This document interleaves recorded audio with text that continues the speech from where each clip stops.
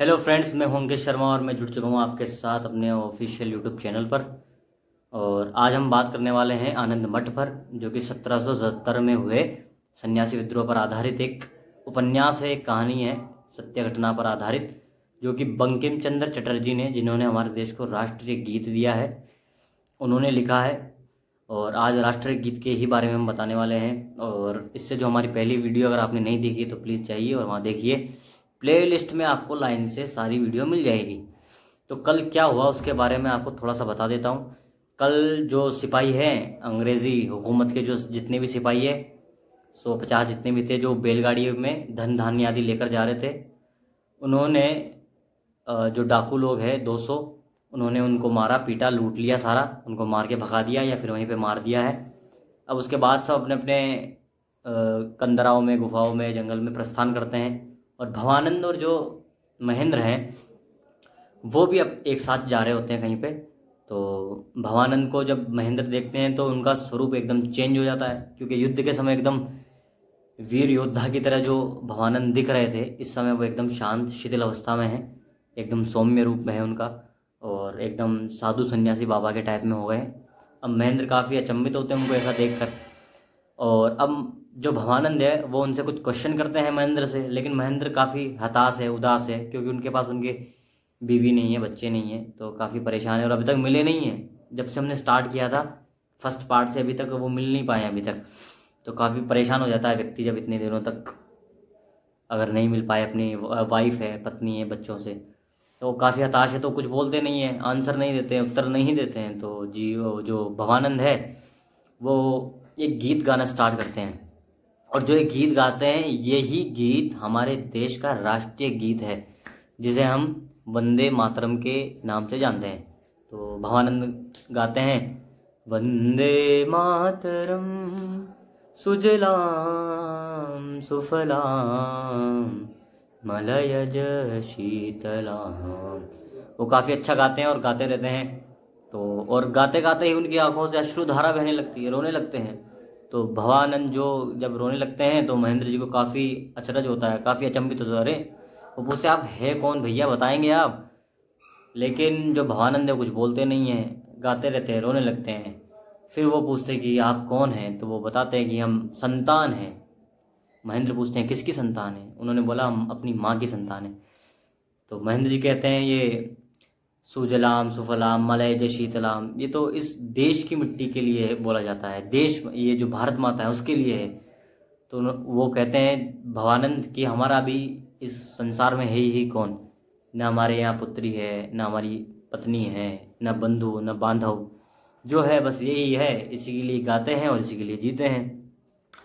अब महेंद्र जी बोलते हैं तो क्या माता की सेवा ऐसे होती है, धन धान आदि लूट कर या मेहनत करके सफल होकर?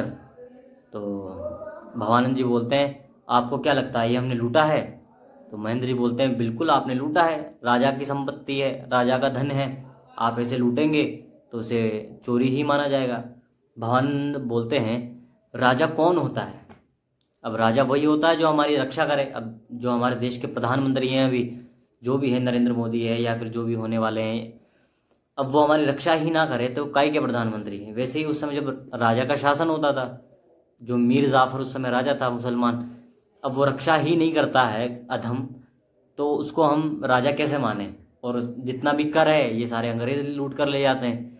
अब ऐसी परिस्थिति में हम ये जो हम लूटते हैं तो क्या इसको चोरी माना जाएगा? फिर महेंद्र चुप हो जाते हैं, क्योंकि बात तो सही है भवानंद की। फिर जो महेंद्र है वो कहता है लेकिन ये बात सही नहीं है, तुम आज नहीं तो कल किसी सैनिक द्वारा पकड़े जाओगे और तुम्हारा बुरी हालत होगी।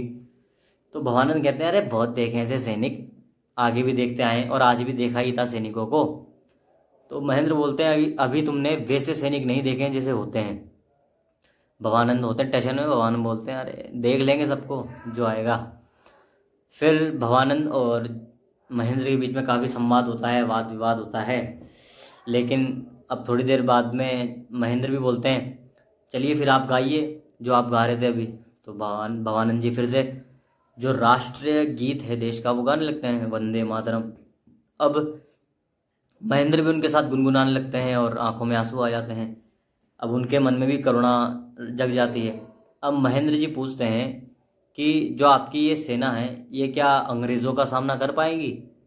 अब भवानंद जी कहते हैं बिल्कुल, क्यों नहीं कर पाएंगे हम सामना। तो वो बोलते हैं आप लोग कितने हैं। तो भवानंद जी बोलते हैं देखा नहीं अभी 200 लोग हैं। फिर वो बोलते हैं कहाँ 200 लोग और कहाँ अंग्रेज़ों की इतनी सारी फौज, या फिर ये मुसलमानों की इतनी सारी तादाद, क्योंकि लड़ना तो मुसलमानों से ही पड़ेगा क्योंकि राजा अभी मुसलमान है, मीर जाफ़र।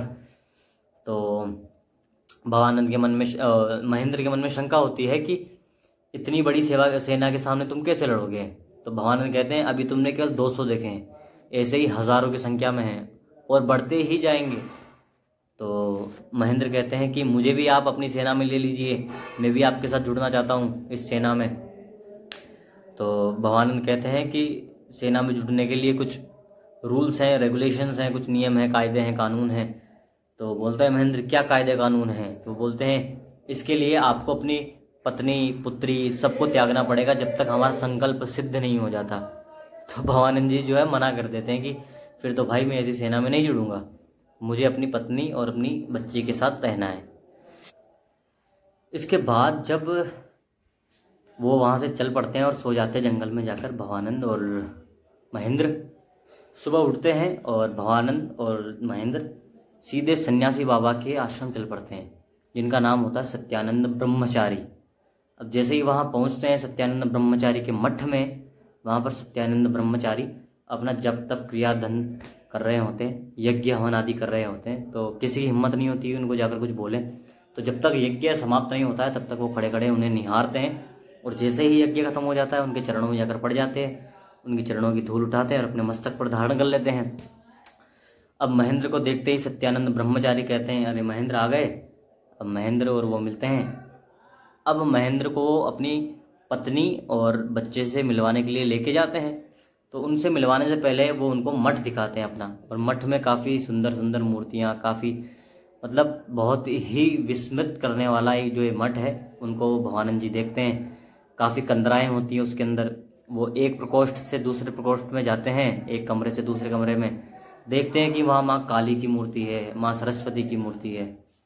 और उनको देखकर सब बोल रहे हैं सर्वमंगल मांगल्ये शिवे सर्वार्थ साधिके शरण्ये त्र्यंबके देवी नारायणी नमोस्तुते।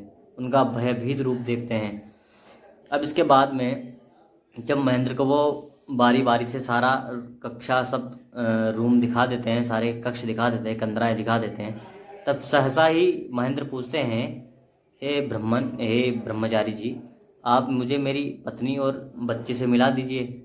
अब जैसे ही वो ऐसा कहते हैं तो ब्रह्मचारी बोलते हैं चलो ठीक है, मैं आपको अपनी वाइफ से मिला देता हूँ, आपकी वाइफ से मिला देता हूँ। उसके बाद में ब्रह्मचारी जी कहते हैं आप जिस रास्ते से आए थे उसी रास्ते से आप वापस लौट जाइए, वहाँ पर ही गेट के पास आपकी पत्नी और आपकी बच्ची है। और वो जो आपकी पत्नी है उन्होंने अभी तक कुछ खाया पिया नहीं है, काफ़ी भूखी प्यासी हैं, उनको कुछ खिलाइए। और उसके बाद में हम देखते हैं कि क्या करना है, क्योंकि महेंद्र पहले ही बोल चुके होते हैं कि मुझे भी इस महामंत्र की दीक्षा लेनी है, मुझे भी सेना में आप लोगों का साथ देना है। तो बोलते हैं पहले आप अपनी पत्नी से मिल लीजिए, मेल मिलाप कर लीजिए, उसके बाद में आपको हम आगे की बात करेंगे। अब महेंद्र उस रास्ते से वापस जहाँ से आए थे वहाँ से चलते हैं। सामने देखते हैं तो उनकी वाइफ और उनकी बच्ची वहाँ पर बैठे होती है। वाइफ काफ़ी मायूस होकर बैठी होती है क्योंकि उसे पता नहीं महेंद्र आ चुके हैं यहाँ पे, और भूखी प्यासी होती है, काफ़ी कमज़ोर शिथिल हो जाती है। अब जैसे ही उसको महेंद्र को देखती है आंखों में चमचमाहट होने लगती है। इधर जो ब्रह्मचारी है वो जीवानंद और जो भवानंद है दोनों भाई उनको लेकर एक प्रकोष्ठ में जाते हैं। प्रकोष्ठ में बहुत सारे धन दौलत जेवरात जो कल परसों रात को जो लूटी थी गाड़ी अधिकारियों की वहाँ पर रखे होते हैं। और ब्रह्मचारी कहते हैं कि भवानंद ये जो धन है ये हमारी सुरक्षा के लिए काम आएगा, हमारे देश की संतान के लिए काम आएगा। अब महेंद्र के लिए बोलते हैं ब्रह्मचारी जी कि जो महेंद्र है वो भी अपनी सेना में आना चाहता है, लेकिन एक बार इसका अच्छे से अवलोकन कर लेना, एक बार इनसे पूछ लेना, इनको सारे नियम कानून बता देना। अब महेंद्र जी वहाँ मिल रहे होते अपनी वाइफ से। अब इसके बाद क्या होता है उसके लिए हम कल मिलेंगे दोस्तों, आज का यहीं रहने देते हैं। अब महेंद्र और जब उनकी वाइफ मिलती है तो क्या बातें करते हैं और कितना उनके अंदर एक्साइटमेंट जिसे कहते हैं वो होता है एक दूसरे के प्रति, उसके लिए हम इस विषय पर कल बात करेंगे। आज टाइम हो चुका है तो अपना ख्याल रखिए और हमारा भी ख्याल रखिए। चैनल को लाइक कीजिए, सब्सक्राइब कीजिए और शेयर कीजिए। जय हिंद।